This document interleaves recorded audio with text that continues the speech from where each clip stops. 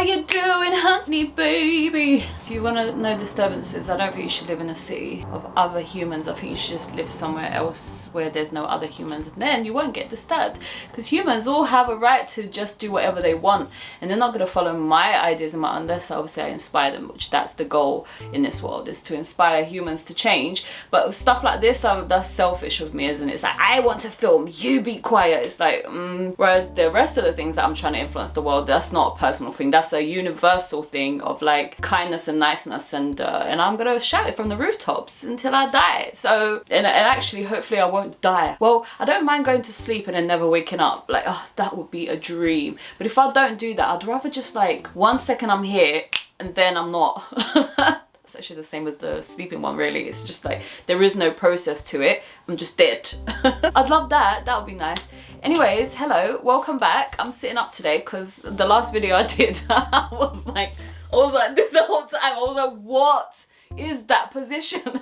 But you know me, I still post things that I'm embarrassed of. I might be very embarrassed of this video after I'm finished with it, but still I will edit it and I will post it, because I have issues, you see. I can't not complete things. I have to complete them no matter what. Even if I'm like about to vomit, it's like, right, let me quickly go vomit and then I'll be back to finish it. Like there's nothing in me that's like, Nayna, lay down, you're about to vomit. It's like, no, the vomit is just like something in my way, and then like I'll just go vomit and I'll be back and I'll finish it. Like, why am I like that? I don't know, but people benefit from it, people suffer from it. Yes, both are true. And then I don't understand why people are not like that, because it's like, you have something to do, why are you not doing it? You have something on your list, why are you not ticking it off? If something's broken, fix it. Like, why are you not fixing it? So I do have this complexity in me, and if you're not going to fix it, I'm sure going to fix it. Right, today we're talking about something extremely exciting for me. So A Court of Thorn and Roses series, is that what it's called? A Court of Thorn and Roses. That sounds weird and wrong. Sex talk. That's what we're gonna do today. We're gonna talk about sex in this freaking... I want to swear today. I really want to swear today, but I don't want to because I don't know who's gonna watch my videos. The thing is, yeah, like, why is swearing such a bad thing? It's just like a word. It's like me saying like blah, and then after hundreds of years of saying blah is a bad word, now when somebody says blah, they're like, oh, it's a bad word. It's like, but I made that up. But like 200 years ago, I made it up, and now it's like, like, it's so stupid. Like, swear words are so stupid. So I will not be swearing today. I really want to swear today. Can I just, like, guys, I'm gonna give myself permission to swear today. I'm so sorry. I mean, I'm trying not to do it too much, but I can't, because I could feel like the emotions in me are too strong, and if I don't swear, I'm not gonna get the emotion out of me properly. Anyways, we're going to talk about this, and the thing is, yeah, when I was like halfway through the series, there's 5 books. When I was halfway through, I was seeing like all this hype about a character called Cassian, and the main character of the books is called Rysand, and I thought it would be Tamlin, but it wasn't. And so then I was like, why is everyone going on about Cassian? I don't understand. Why does everyone fancy him? Like, yes, like, he's sexy, but why is everybody so crazy about him? Well, then I got to book 5, which is the last book of the series, and I was like, oh. Oh, so Cassian is the 5th book. They changed the main characters and they concentrate on Nesta and Cassian, and well, let's just say Cassian's a bit of a naughty boy in the bedroom, and it's a bit enticing. It is. Listen, I don't even know what I want you to get out of this video, but let's just go on about it. So it's quite exciting and interesting to do this video, because I want to get into the fact that like people have different taste, and here you've got 2 like main characters, Rysand and Cassian. They are different in sexuality. They are different sexually. They're different in characteristics. They look different. So then we have these options, and I just want to talk about. Well, let's talk about it. And to be honest, I just gave you the whole story time before the story time, so I'm just gonna skip this part and just move on to the conversation. So my son was saying to me, what's better, reading or watching things, and like, which one is better? And I couldn't answer him, because I was explaining to him that I think that they're just 2 different art.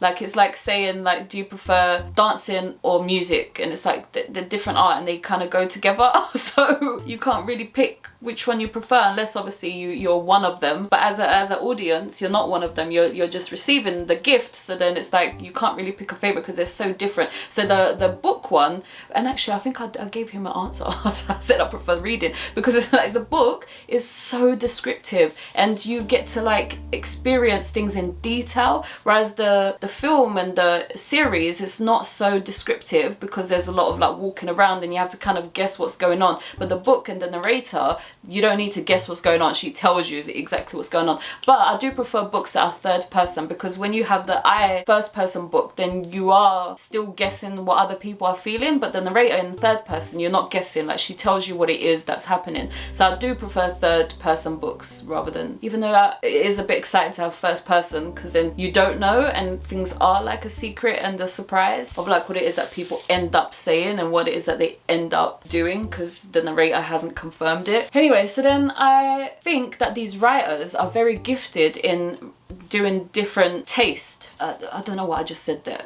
Because they gave you Tamlin in the first book, and he had this type of approach and taste and sexuality. Then you got Rysand, which completely blew everything out of the window, and it's like, oh my gosh. And to be honest, I feel like Rysand does tick a lot of female books, and I said to my son actually that when he's ready and he wants to learn about sexuality and what he should be doing, and apart from me telling him this and that, I think that he should read these books, because it's like, particularly these 5 books, because it's telling you exactly what makes a woman excited, and I have a feeling that it's telling you exactly how to make a man excited. I'm sure she did her research. There's another plane, so I have to pause again.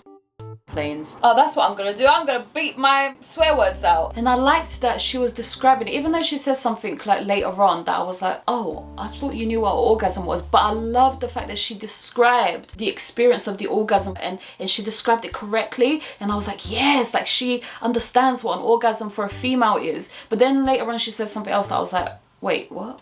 Right, let's start talking about these sex scenes, because like, oh my gosh. So I got into the Shadowhunter series, and I thought that it was spicy because she got into like the sex scenes a little bit, but then she'll finish it with like a metaphor. Like she wouldn't even say the descriptiveness of it. She would be like, so then they lay together, he came in close, their hips were joined, and then the stars took over, and then she would just jump into a metaphor to finish the scene. Like, she would never graphically describe anything, whereas these books they describe graphically everything, and the process as well. So putting one finger in there, going in and out, hot, she's wet, she's warm, they both groan, they both get excited, and then he puts 2 fingers in there, and then bam bam bam, like that. The whole thing is descriptive, and I think that that's why I fell in love with these books much more. I was obsessed with the Shadowhunter books, but this has impacted my life a little bit more, these 5 books, and I think it is because of the sexuality and how excited it gets me, and how much I connect to sexuality. So then I think that that's why I fell in love with these books a bit more. So Feyre and Tamlin, to be honest, it was a little bit of a taster that I didn't know that I was having, because their love story was more like about the love story, about how she felt safe, how she felt this, how he was rescuing her, that he was just this handsome man out of nowhere, and he was a little bit, why do they have to exist? It is irritating though. To be honest, I shouldn't be in the city, I don't think, trying to film. I should be like somewhere where nobody can disturb me so I can't get angry. And so then it was this introduction, and he was a little bit like moody sometimes, and he was like, oh, and it's like stuff that we're all used to in a man, right, where he's like a bit dominating and a bit like trying to protect me and trying to like put me away, and he's like prize, and I'm like this special thing. And then so then I did get irritated at the writer, because I could tell that she was going to make Tamlin the bad guy, and I was like, he's not the bad guy. And even till now, at the end, I still feel sorry for Tamlin and how Feyre treated him. But anyways, but it was quite simple introduction of sexuality. So it was these little nibbles and little tastes of like, so he came back from the solstice thing, was it solstice of karma something, where he has to find somebody to have sex with, and then she was warned to stay in the house and stuff, but then he ends up finding her, but it was right at the end, and then he like bites her neck and then he walks away, and then the next day she slaps him for biting her neck, and it was just like this sexy stuff. And then they finally end up having sex, and it's not descriptive because she hasn't given us the rest of the book yet, so we think this is normal until obviously she starts writing about Feyre and Rysand. So that was the love story with them two, and they had like this like sex where I don't even, did he even go down on her? Did he even do that? I don't know, but anyways, but then you start to see that like Rysand's coming in, and Rysand's like this like naughty thing that we shouldn't want him, but we do, and then he ends up like showing all these signs that he's trying to help her, even though he's a bit of a dickhead. He's trying to help her in the opposite way that Tamlin's doing. So Tamlin's trying to hide her, he wants to do things for her, but whereas Rysand, he wants to teach her how to do it for herself, and it's all these really helpful things. yet she hates his guts and she wants to like kill him all the time, but he's like this like most powerful one out of all of them. So there's like High Lords. Anyway, so then they introduce Rysand, and then it's her wedding day to Tamlin, and then she's starting to have reservations, and it's like, oh no, what's gonna happen? And then Rysand obviously comes in and takes her to make him look like he's the bad guy, but really he's just doing it to help her, but he doesn't care looking like he's the bad guy. So then he takes her away, and then obviously then the story begins with Rysand and Feyre. To be honest with you, I think it's because it's the first book that I've read that's this graphic, that this is why I'm feeling such a big deal about it, because maybe I haven't read a book that's so graphic, that's turned me on so much, and I'm sitting there like by myself, and I didn't masturbate or anything to these books. Obviously maybe in the shower afterwards I'd think about it, but not while I was reading. Like I didn't masturbate or anything like that, because I was just soaking it in, all these feelings that were going through me, and I was so turned on by them. Maybe that was what the excitement was, is that's the first time that I'm reading like romance mixed with sexuality, being descriptive and saying things that I like, and then teaching me also, because she was talking about, you know, the woman will suck the man's, and then she will descriptively say how, and it's like, yes, this is what I need, more information. What makes you feel good? And I don't have a boyfriend to ask, so then it's nice to have these books to teach me and that's why I want my son to read them when he's ready to teach. So then I think there was a scene, yeah, that stuck to me so hard, because even that scene, it feels like it's my favourite out of all of the scenes. I think that was the biggest feeling that I had for all of the 5 book shares, the scene that I'm about to talk about, which is the first time that Feyre and Rysand showed touch together. And basically they had to go back to the Night Court to pretend to be the evil rulers. So then Rysand has this personality in front of them that he has to keep up, and so then he's like the bad guy and Feyre is his toy. At this point they started to like get on, and she started to see that Rysand's a nice guy, and then they were like really good friends, and they were like, they had this little bubble of circle of people. And so then it was the first time that he had to go back to that character that we kind of all fancied, that we weren't allowed to fancy. So then he had to kind of mistreat her a little bit in front of everybody. Anyways, so then they go to his kingdom, the Night Court, and she's wearing like this strap over her breast and that meat here to like, you know, cover her front part, but then her legs are bare and her sides are bare, so it's like, and then her back is covered by one bit of material, so she's very like on show. And then he comes into the court with her like, this is my toy, and then he tells her to sit on his lap.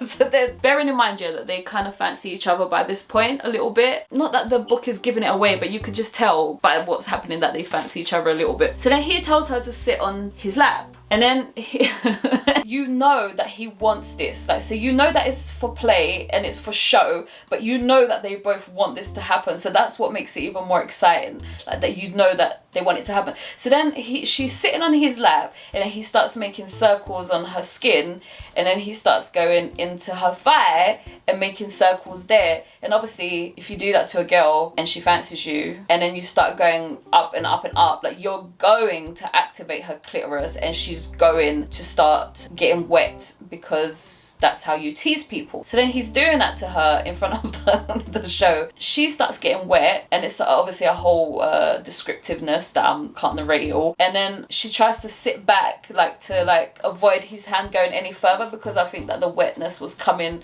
you know, away from, so that he would have seen that she was wet. So she moved back, but then as she moved back, she saw that he was like rock hard. So then they're both secretly enjoying this moment, and it's just this whole thing of like pretending not to want it, but you want it. And then he moves higher up her thing, and he sees that she's wet, and then he's like, no, it's fine, you're going to react, don't worry about it. I don't know why that scene was so sexy. I don't even understand why. Even now that I've explained the whole thing, it's like, why is that sexy? But it's just so sexy that you're pretending not to want it, you're so turned on, and you're doing all the things that you're not supposed to be doing, and here I am, and I'm turned on, and I want you, and I can't have you because all of this is pretend anyway. So alright, they end up in a cabin together after some training. So by this time I think it's quite clear inside of herself that she wants him, and it's quite clear because he said a few things to her that he wants her, but they don't do anything about it. So then this is the first time that they're alone, They're sleeping in the same bed together in a small cabin that's like the size of like this small room. But then he blatantly says like, I'm not having sex with you here, because the first time I have sex with you, I need space and I need to be able to do my thing, because obviously he's a High Lord, so when he has sex it's like loud or whatever, and he's a very powerful High Lord, so then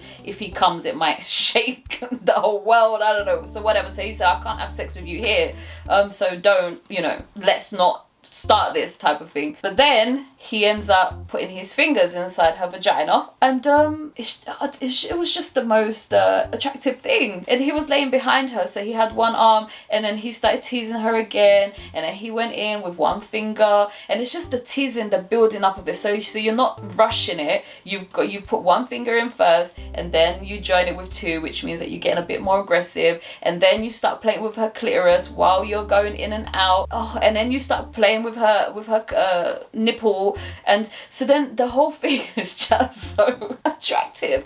And bearing in mind that Rysand, we fancy him so much, and he is this powerful guy, and now he's got his fingers inside of, like, he might as well have them inside of me at this point, because of how much I'm connected to Feyre, and I'm reading a book, so he basically is a finger in me, in my head. So then she climaxes, and then she tries to turn around to like give it to him back, and then he's like, no, you sleep.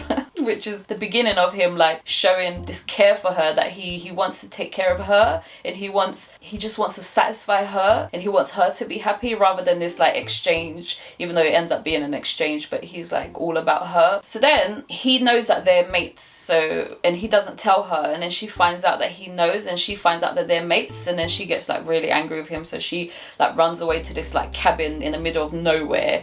Hint, hint, that you know that that's where they're gonna end up having their first sex, because he said he needs that privacy, so then you know that they're gonna end up having sex there. So she spends like 5 days by herself there, thinking, and then he turns up. They have the whole conversation about what it means and why he didn't say it, and then they finally just like both open up to each other. I think he had promised her that he, like the first time that he licked her there below. So then he spreads her on the table. When I say spreads her, he lies her on the table, and then he brings her to the edge, and then he widens her out. And this is the thing, yeah, this type of confidence for a woman to give herself this way, because there's just no way, yeah, that if I don't trust the guy, am I really gonna go on the table like this, yeah, naked, completely naked, and go, yeah, lick me? Of course I want to do that, right? But do I have the confidence straight away to be that way? No. And what does it take? So this is why I want to keep reading these books and have these conversations, because what does it take to feel that way?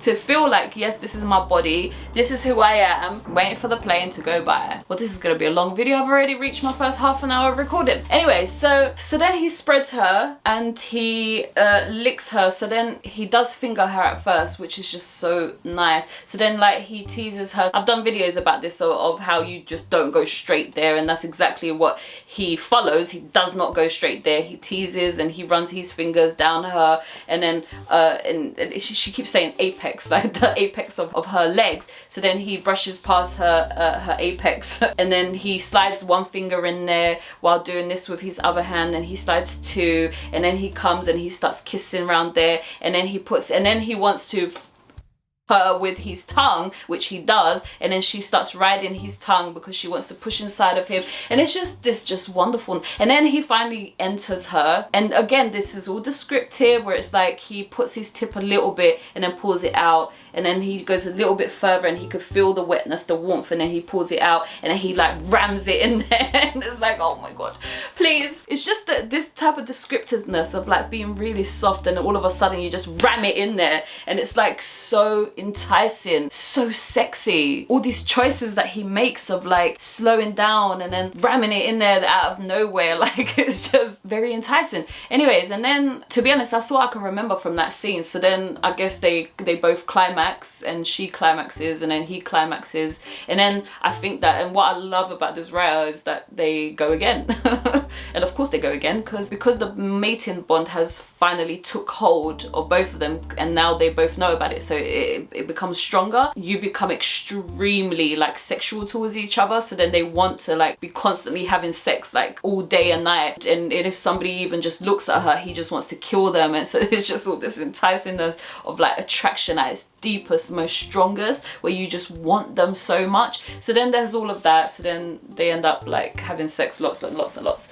Anyways, and then finally with Feyre and Rhysand was the last sex scene between them on, I think it was like book 4. I think, because obviously I'm giving you all the sexual details here, but I think the reason why these scenes are so enticing is how they feel and what the meaning that they put behind it. So then when Rhysand is like fingering her and he's feeling her warmth, like the narrator is saying how he's feeling and saying what it means to him. And I think that these are the enticing things, but I can't remember word for word what they were, but it's just like how much meaning it has, how much you want it, how much you like it. And he really liked her wetness, he really wanted to be in her, and the narrator made that very clear. And it was just these little details, I think, that just makes it special. Because like, fair enough, anybody could put their fingers up anybody else, but what does it mean, and how does it make you feel? How much do you fancy that guy, and how much do you want it, and how does it activate you? Because we've all had somebody play with our clitoris where it just didn't activate nothing, whereas Rhysand, when he goes to touch her, she wants it and it activates her. So all of these little details, I think, is what makes the book so enticing, which I'm not giving to you, I'm just giving the sex scenes. They have all of the specialness in it, like the love, the attraction, the desire, how much they're made for each other, and how this release of having each other is like completely like needed and nice. Right, so then the last time that they have sex with each other is in book 4, where it's like the way that she makes him come. By the way, there's like this little spot in his wing that if she touches it, like he comes like straight away. I actually want a man to have a spot like that, and then he's like, please don't touch that because I am gonna come.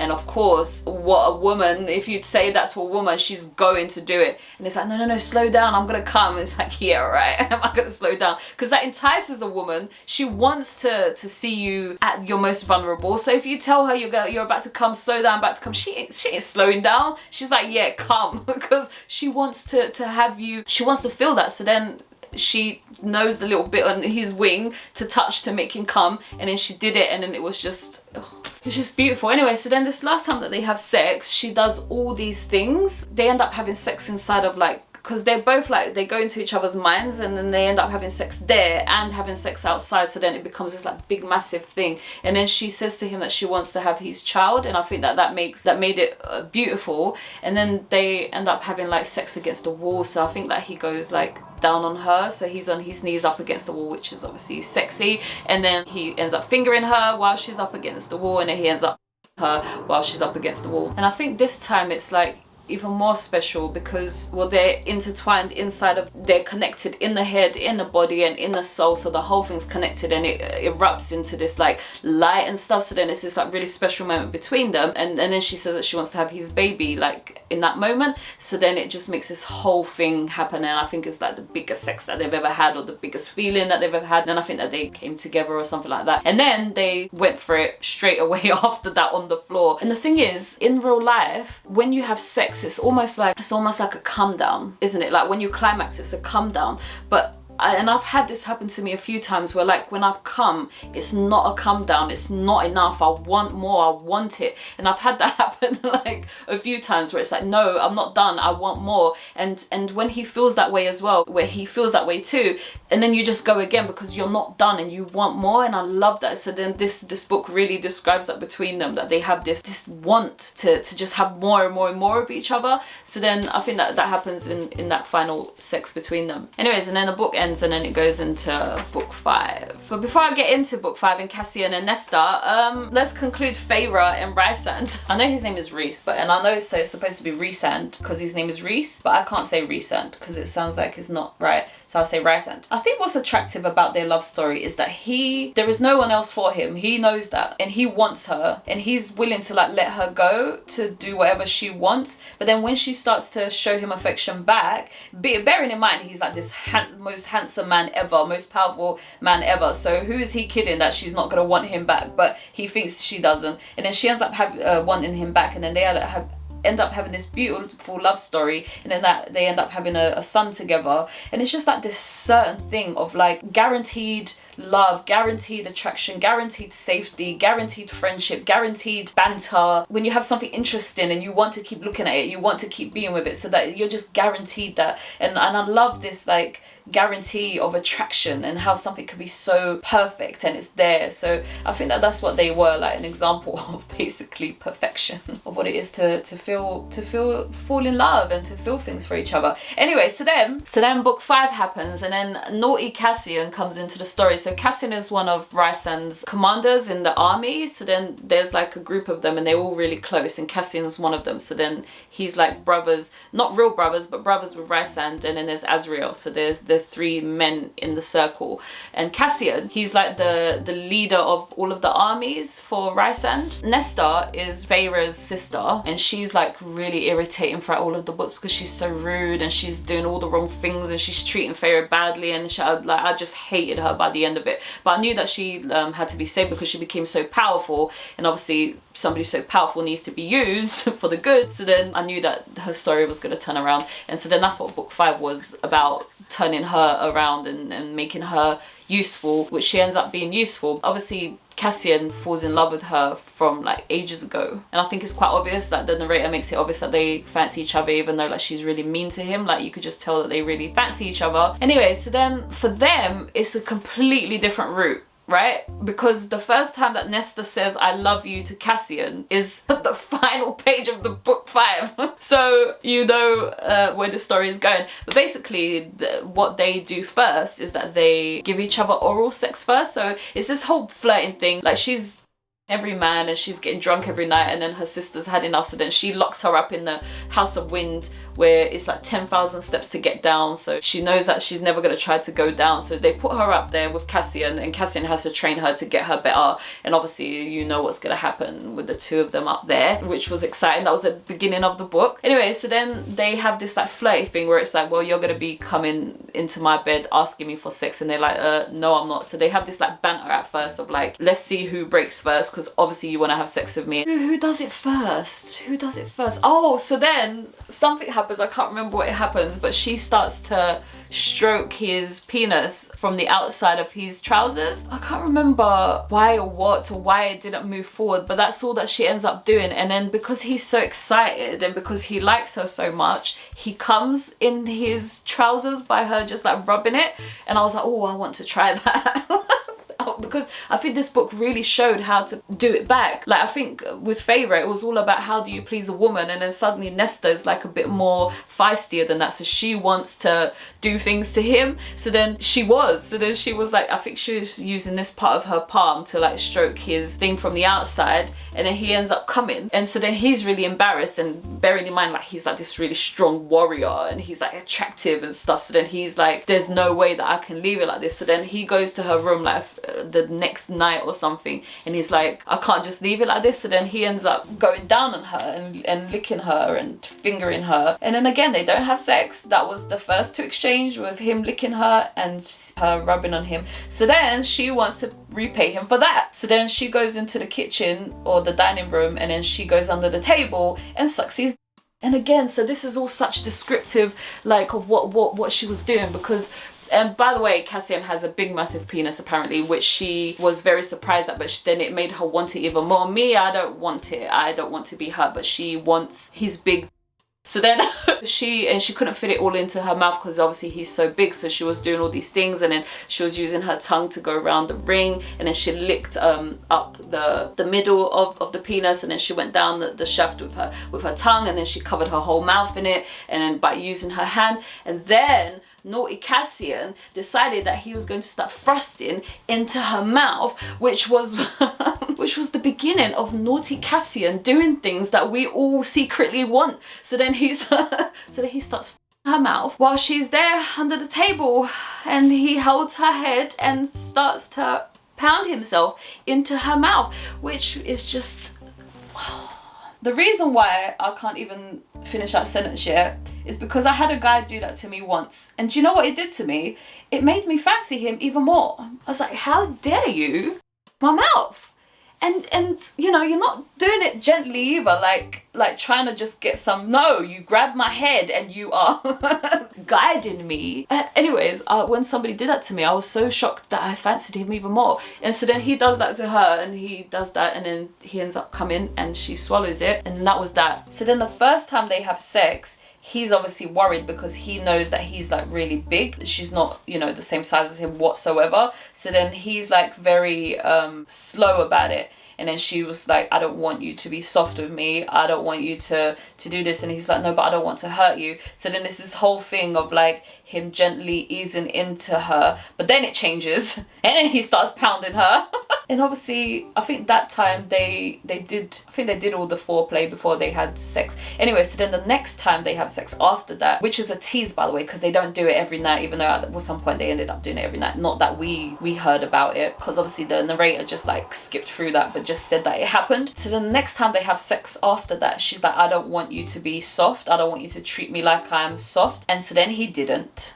And the first thrust inside of her was a bang thrust. and it's just so cheeky, like to be able to just pound on somebody like that, to get it right as well. Anyway, so then they end up having this like animalistic sex where she wants, you know, and then he turns her around in doggy style, and then he's like holding her by I'm so sorry that this noise is in the background. I don't even remember what I was saying. I'm so sorry, because this thing is like making noise in my room and it was just me off, so now I've lost my trail of thought. So I think here that there is this women and maybe men, they want to feel this, and I'm trying to describe, I don't know what the descriptive words are, like what are the words, but it's just like this like roughness because of how much you want it. Like, have you ever like just grabbed hold of something? And I have this a lot where like I need to squeeze things, and it's like this like real roughness that you just want it, and you express that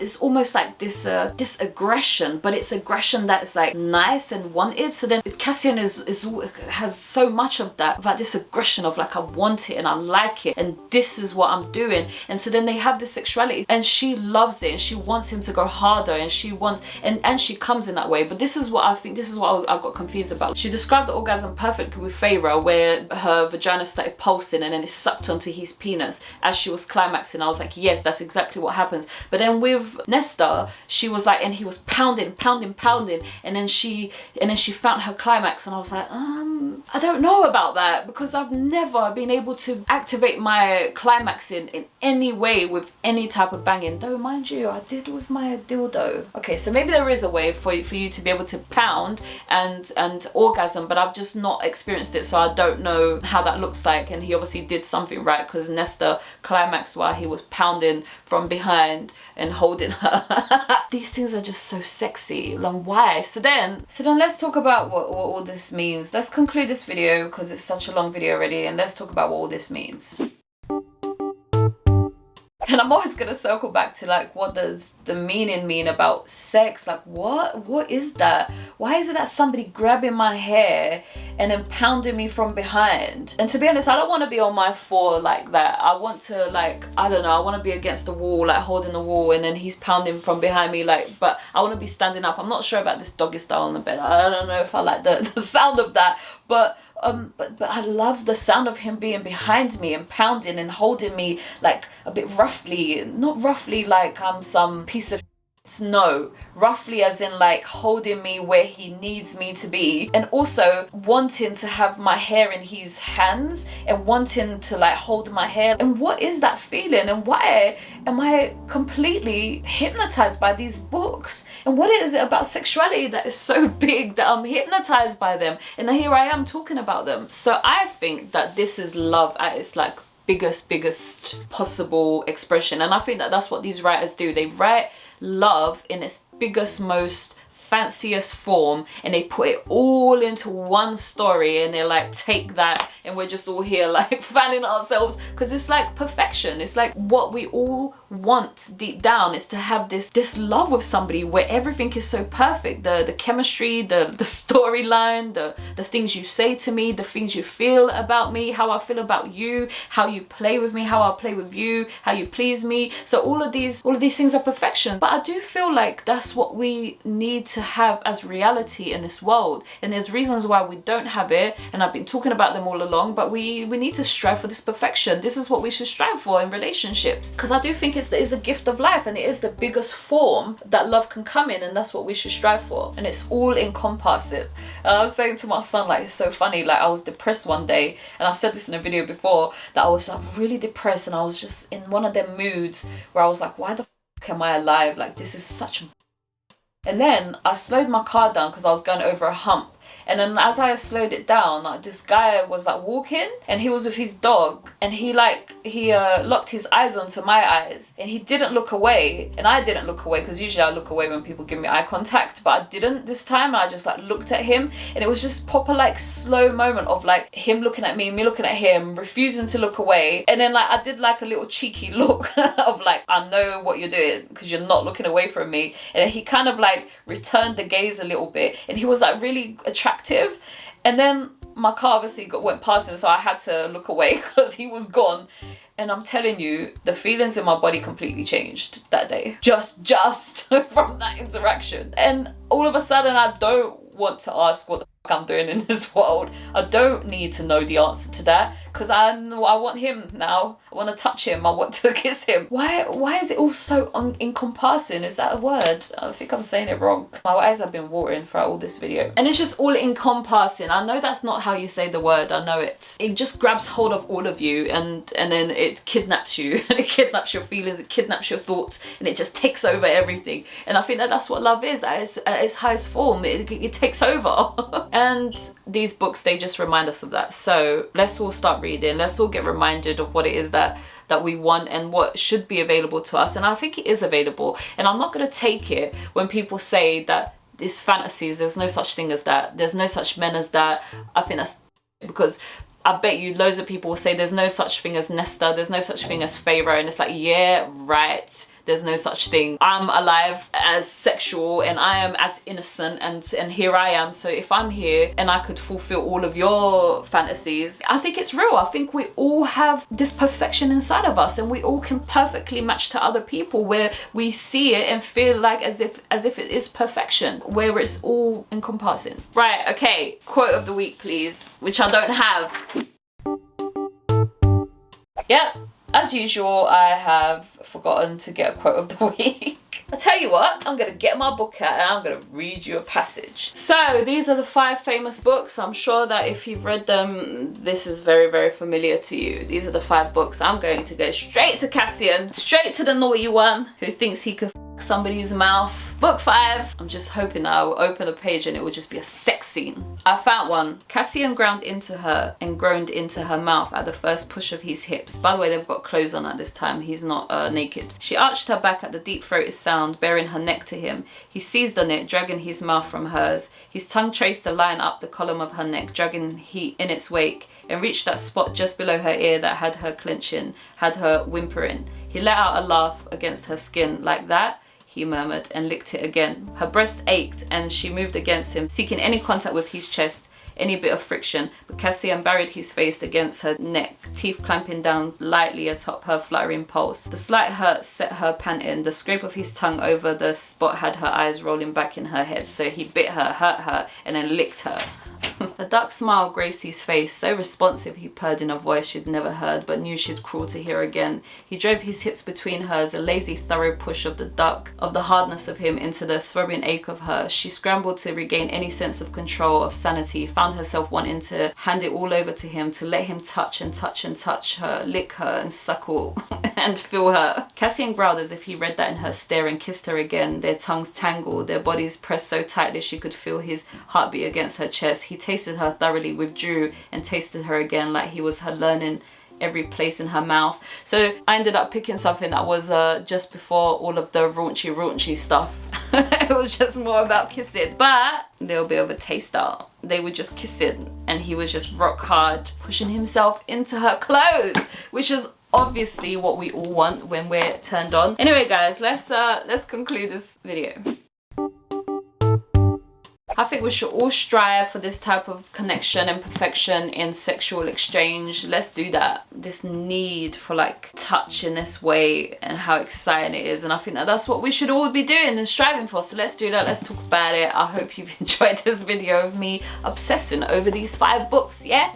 And go and pick them up. Give yourself some ideas. Yeah, don't hate Tamlin, please, because I don't understand why we all hate him. Like, yes, he has a bad temper, but don't we all have bad tempers? Like, I don't think he deserved what he got for having a bad temper, even though people say whatever, there's so much excuses out there, but I don't like it. Yeah, go pick these up. And then when you've got all these sex tips of like how to have sex, go and find somebody to do it on, to practice it on. That's what I should do. Like, why don't I have that? Because I want it to be special. I don't want it to just be practiced. Like, I actually want Bryson now, or Cassian. I want it, and so then that means that I want the love story with it. I don't want it just to be a penis, because also I want to tease him and I want to like make him go crazy. And if I make somebody go crazy that I don't fancy, then he's gonna like do bad things and he's gonna end up doing bad things. So why am I gonna do that to somebody? I'm not gonna do that. Like, drive you crazy just to tell you at the end like, oh sorry, I was just practicing on you, see you later. Like, why would I do that to somebody? That's like very, very not nice. So I'm not going to do that. I'm going to find somebody to practice on, and then I'm going to drive him crazy, but I'm going to make sure that I'm in love with him. So then it's okay that I drive him crazy, because then he's going to carry on having me for the rest of however long it lasts. But that's what I want to do. I want to learn to drive somebody crazy, and I want him to learn to drive me crazy. So then I'm like, I don't know, plane is going and I'm not talking, I'm still talking. Right, thank you so much for being here with me. I hope you've enjoyed my conversation about sexuality. I hope you can join me in being so excited about it. And yeah, let's celebrate all of the wetness that the female gives to the male penis. If you don't like it, and if a vagina puts you off, then the vagina's not for you. Let's all just be like so transparent about that. Let's not like make life bad. So if you don't want the wet vagina over your hard penis, then actually tell her that. Tell her that. So then you can go and find what it is that you do want, but just make sure that it's consenting. And yeah, let's all just like be amazing out here. I don't know what I'm saying anymore. I'm gonna go because I've got my other book that I started. Fourth Wing is the next one that I'm going to, but I've only read like that much of it. So I'm really at the beginning, but I'm excited about this one. She better have spicy scenes in it, because I want all the graphicness going forward. No more baby talk. Don't just use a metaphor at the end when they're having sex, please. Like, I want to hear all about it, please. How hard rock his is and how wet she was. I want to hear it all. So I hope this book has it. I don't know yet, but I shall see you next time. And yeah, have a good sex life. Right, goodbye.